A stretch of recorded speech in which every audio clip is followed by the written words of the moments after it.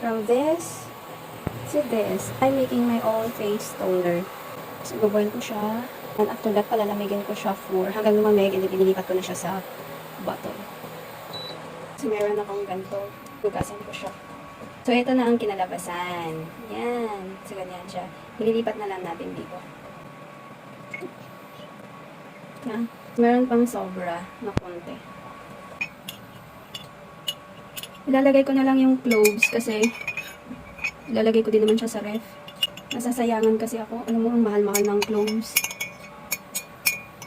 Ang cloves po ay natural cleansing. So, wala po siyang chemical na ingredients. So, ito na po ang ginagamit ko sa aking mukha para sa aking pimples and then sa pagtanggal ng mga blackheads. Cleansing din po siya.